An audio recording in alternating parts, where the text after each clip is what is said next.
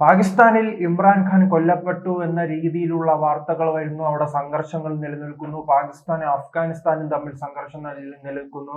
പാകിസ്ഥാൻ അഫ്ഗാനിസ്ഥാനെ ആക്രമിക്കുന്നു. അതോടൊപ്പം തന്നെ ബലൂചിസ്ഥാൻ പ്രശ്നം, പാക് അധിനിവേശ കാശ്മീരിലെ പ്രശ്നം, ആ രാജ്യം സാമ്പത്തികമായി തകരുന്നു, രാഷ്ട്രീയ അസ്ഥിരത, അതോടൊപ്പം തന്നെ പട്ടാളത്തിന്റെ അമിത അധികാരം, ഇത്രയും പ്രശ്നങ്ങൾ നിലനിൽക്കുമ്പോൾ പാകിസ്ഥാന്റെ ചിന്ത ഇങ്ങ് ഇന്ത്യയിലാണ്. അയോധ്യ ക്ഷേത്രവുമായി ബന്ധപ്പെട്ട് അയോധ്യ ക്ഷേത്രത്തിൽ നരേന്ദ്രമോദി പണികൾ പൂർത്തിയാക്കി കാവിക്കൊടി ഉയർത്തിയപ്പോൾ അതിനെതിരെ രംഗത്തെത്തിയിരിക്കുകയാണ് പാകിസ്ഥാന്റെ അധികൃതർ നൽകുന്ന പ്രസ്താവന ഇങ്ങനെയാണ്: ഇന്ത്യയിലെ ന്യൂനപക്ഷങ്ങൾക്ക് മേലുള്ള കടന്നുകയറ്റമാണ് അയോധ്യയിൽ കാവിക്കൊടി ഉയർത്തിയതിലൂടെ ഉണ്ടായിരിക്കുന്നതെന്നും അതോടൊപ്പം ഇന്ത്യയിലെ മുസ്ലിങ്ങളുടെ പൈതൃകം തകർക്കാനുള്ള ശ്രമമാണ് ഈ രാമക്ഷേത്രമെന്നും പാകിസ്ഥാൻ പറയുകയാണ്. ഈ പറഞ്ഞതിന് പിന്നാലെയാണ് ഞാൻ സൂചിപ്പിച്ചതുപോലെ തന്നെ അവിടെ വലിയ കലാപത്തിലേക്ക് പോവുകയും ഇമ്രാൻ കൊല്ലപ്പെട്ടില്ല എന്ന രീതിയിലുള്ള വാർത്തകൾ വരുന്നത്. സ്വന്തം രാജ്യത്തിന്റെ കാര്യങ്ങൾ നോക്കാൻ കഴിയാത്തത് തന്നെയാണ് പാകിസ്ഥാനെ സംബന്ധിച്ചിടത്തോളം ഇത്രയും വലിയ പ്രശ്നങ്ങൾക്ക് കാരണം. ഇവർ ന്യൂനപക്ഷങ്ങൾക്ക് വേണ്ടിയാണ് സംസാരിക്കുന്നത്. ഏതാണ് പാകിസ്ഥാന്റെ ന്യൂനപക്ഷങ്ങളുടെ അവസ്ഥ എന്താണ്? ദയനീയമായ അവസ്ഥയല്ലേ? ഹിന്ദുക്കളായാലും ബുദ്ധന്മാരായാലും അവിടെയുള്ള എല്ലാ ന്യൂനപക്ഷങ്ങളും വലിയ രീതിയിൽ പ്രതിസന്ധിയല്ല അനുഭവിക്കുന്നത്. അവിടുത്തെ ന്യൂനപക്ഷങ്ങളെ മതത്തിന്റെ പേരിൽ ആക്രമിക്കുകയാണ്, പെൺകുട്ടികളെ പിടിച്ചു കൊണ്ടുപോവുകയാണ്, പീഡിപ്പിക്കുകയാണ്, കൃത്യമായ വിദ്യാഭ്യാസം നൽകുന്നില്ല, അവർക്ക് കൃത്യമായ ജോലി നൽകുന്നില്ല. മറിച്ച് ഇന്ത്യയിലെ ന്യൂനപക്ഷമോ അവർ എവിടെയെങ്കിലും അവഗണന നേരിടുന്നുണ്ടോ? പിന്നീട് കുറെ SDPIക്കാരും ഇടതുപക്ഷത്തിലെ ചില ഇടതുപക്ഷ ജിഹാദികളും പറയുന്നതാണ് ഇന്ത്യയിലെ ന്യൂനപക്ഷങ്ങൾ കഷ്ടത അനുഭവിക്കുന്നു എന്നത്. ഇന്ത്യയിലെ ഭൂരിപക്ഷത്തിന്റെ അത്ര എവിടെയാണ് കഷ്ടത അനുഭവിക്കുന്നത്? ഇവിടെ പാവപ്പെട്ടവരുണ്ട്, അവിടെ ജാതി മതവും ഇല്ല. എല്ലാവർക്കും കഷ്ടത അനുഭവിക്കുന്നുണ്ട്. പക്ഷെ മതത്തിന്റെ പേരിൽ കഷ്ടത അനുഭവിക്കുന്നതാണ് നാം പാകിസ്ഥാനിൽ കാണുന്നത്. കാരണം ഹിന്ദു മതത്തിലോ ബുദ്ധമതത്തിലോ ജനിച്ചു പോയെന്ന ഒറ്റ കാരണം കൊണ്ട് അവഗണന നേരിടുന്നവരുടെ നാടാണല്ലോ പാകിസ്ഥാൻ. ഇപ്പോൾ അതേ രീതിയിലേക്ക് ബംഗ്ലാദേശും മാറുകയാണ്. ഇതെല്ലാം ജനങ്ങൾക്ക് കൃത്യമായി തന്നെ അറിയാം, ലോകരാജ്യങ്ങൾക്ക് കൃത്യമായി തന്നെ അറിയാം. ഇപ്പോൾ ഈ വിഷയം, അയോധ്യയുമായി ബന്ധപ്പെട്ട വിഷയം ഐക്യരാഷ്ട്രസഭയിൽ അവതരിപ്പിക്കും, ഐക്യരാഷ്ട്രസഭയിൽ ചർച്ചയാക്കുമെന്നാണ് പാകിസ്ഥാൻ പറയുന്നത്. അങ്ങനെ ആ ഒരു ചർച്ച ഉയർന്നു വരുമ്പോൾ അത് പാകിസ്ഥാന് തന്നെയാണ് പ്രതിസന്ധി ഉണ്ടാവുക. പ്രത്യേകിച്ച് നമുക്കറിയാം, ഓപ്പറേഷൻ സിന്ദൂറുമായി ബന്ധപ്പെട്ട് ഇന്ത്യക്കെതിരെ അത് പല വിദേശ വേദികളിലും ചർച്ചയാക്കിയത് ആരാണ്? പാകിസ്ഥാനാണ്. അപ്പോഴാണ് പാകിസ്ഥാന്റെ ഈ ഭീകരവാദ മുഖം അഴിഞ്ഞു വീണത്. ഭീകരവാദികളെ ഇന്ത്യയിലേക്ക് കടത്തിവിട്ട് മതം ചോദിച്ച് കൊലപ്പെടുത്തിയ, സാധാരണക്കാരായ ടൂറിസ്റ്റുകളെ കൊലപ്പെടുത്തിയ കഥകൾ പുറത്തു വരുന്നത്. അതുകൊണ്ട് തന്നെ ഈ അയോധ്യ പ്രശ്നവും വലിയ രീതിയിൽ ഐക്യരാഷ്ട്രസഭയിൽ ചർച്ചയാക്കാനാണ് ഉദ്ദേശമെങ്കിൽ അതും പാകിസ്ഥാന് തന്നെയാണ് തിരിച്ചടി ഉണ്ടാവുക. അവിടെയുള്ള പാകിസ്ഥാനിലെ ന്യൂനപക്ഷത്തെ കുറിച്ചും ചർച്ചയാകും. അങ്ങനെ ചർച്ചയാവുകയാണെങ്കിൽ പാകിസ്ഥാന്റെ ഇരട്ടത്താപ്പ് പുറത്താകില്ലേ? പാകിസ്ഥാൻ തങ്ങളുടെ രാജ്യത്തെ പ്രശ്നങ്ങൾ പരിഹരിക്കാൻ നോക്കുക ആദ്യം. അല്ലാതെ ഇന്ത്യയിലെ ന്യൂനപക്ഷങ്ങൾക്ക് അവരെ ഓർത്ത് കരയുക.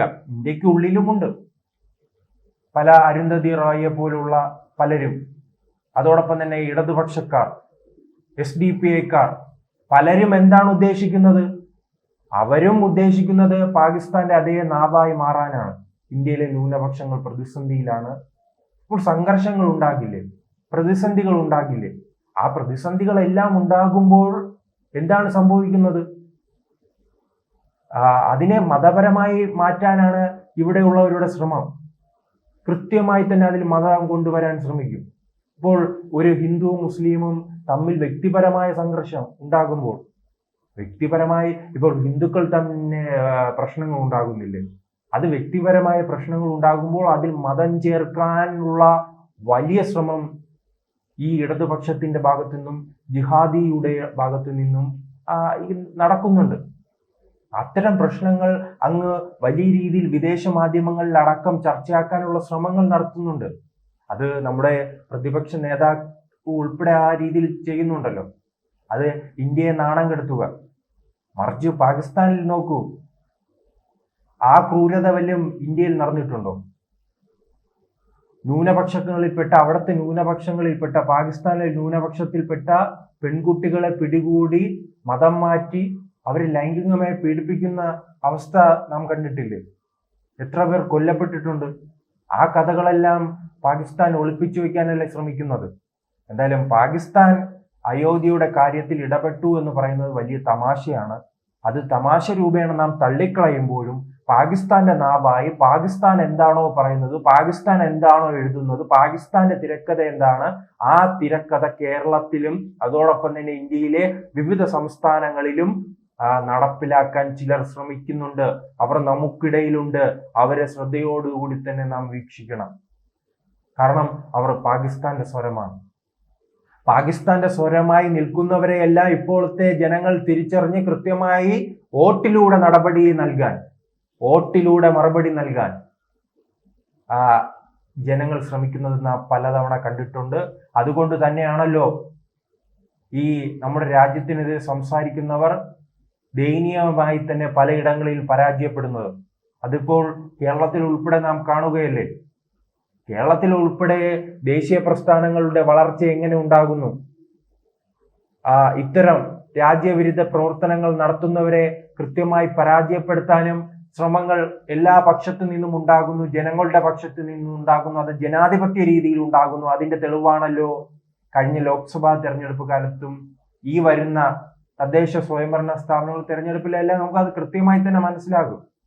അത് കേരളത്തിൽ നടക്കുന്നില്ല എന്ന് ചിന്തിക്കുന്നവർ എന്തുകൊണ്ട് 20% വോട്ടിനെ കുറിച്ച് പറയുന്നില്ല? അപ്പോൾ കേരളത്തിലും അത്തരം മാറ്റങ്ങൾ ഉണ്ടാകുന്നു. എല്ലാ കാലത്തും ഇത്തരം രാജ്യവിരുദ്ധ പ്രവർത്തനങ്ങളുടെയും പാകിസ്ഥാൻ ആശയങ്ങളുടെയും പാകിസ്ഥാൻ തിരക്കഥയുടെയും പാകിസ്ഥാൻ എന്താണ് ഉച്ചരിക്കുന്നത് അതിന്റെ എല്ലാം ഒരു ചെറിയ ഭാഗമായി മാറാൻ, ചെറിയ ശബ്ദമായി മാറാൻ കേരളത്തിലും ശ്രമങ്ങൾ ഉണ്ടാകുന്നു. അതിനെ വലിയ രീതിയിൽ പ്രതിരോധിക്കാൻ ഇന്ന് ഹൈന്ദവ വിഭാഗവും ക്രൈസ്തവ വിഭാഗവും ഒന്നിച്ചു നിന്ന് പോരാടുന്ന ഒരു അവസ്ഥയിലേക്ക് കേരളം മാറുന്നു. അത് നമുക്ക് മധ്യ കേരളത്തിൽ കാണാൻ കഴിയും. അത് ഈ വരുന്ന തെരഞ്ഞെടുപ്പിൽ കാണാൻ കഴിയും. ക്രൈസ്തവ വിഭാഗമെല്ലാം തങ്ങളുടെ രാജ്യത്തോട് എല്ലാ കാലത്തും കൂറ് പുലർത്തുന്നവരാണ്. അപ്പോൾ അവർ ആ രാജ്യത്തിന് പ്രതിസന്ധി ഉണ്ടായെന്ന്, തങ്ങൾ ജീവിക്കുന്ന രാജ്യത്ത് പ്രതിസന്ധി ഉണ്ടായെന്ന തോന്നലിലൂടെയാണ് അവർക്ക് ഇത്തരം മാറ്റങ്ങൾ രൂപപ്പെടുന്നത്. ഈ മാറ്റങ്ങൾ കൃത്യമാണ്. പാകിസ്ഥാന്റെ സ്വരം എന്തെന്നറിയാം, തുർക്കിയുടെ സ്വരം എന്തെന്നറിയാം, അതോടൊപ്പം തന്നെ അഫ്ഗാനിസ്ഥാന്റെ സ്വരം എന്തെന്നറിയാം, നമ്മുടെ രാഹുൽ ഗാന്ധിയുടെ സ്വരം എന്തെന്നറിയാം, VD സതീശന്റെ സ്വരം എന്തെന്നറിയാം, എല്ലാവരുടെയും സ്വരം എന്തെന്നറിയാം. കൃത്യതയുള്ളത് കൊണ്ടാണല്ലോ ഇത്തരം വിവാദങ്ങൾ ഉണ്ടാകുമ്പോൾ ജനങ്ങൾ കൃത്യമായി പ്രതികരിക്കുന്നത്. മുൻകാലങ്ങളിൽ എല്ലാവരും മൗനത്തിലായിരുന്നു. കാരണം രാഷ്ട്രീയത്തിന് വേണ്ടിയുള്ള മൗനം. ഇപ്പോൾ അങ്ങനെ മൗനമില്ല. ഇപ്പോൾ രാജ്യത്തിന് വേണ്ടിയാണ് സംസാരിക്കുന്നത്. പാകിസ്ഥാൻ എന്തായാലും അയോധ്യയുടെ കാര്യത്തിൽ ഇടപെടുമ്പോൾ അത് ഇന്ത്യയിൽ നിന്ന് തന്നെ സാധാരണക്കാരുടെ മറുപടികൾ ഉണ്ടാകും. അത് സ്വാഭാവികം തന്നെയാണ്.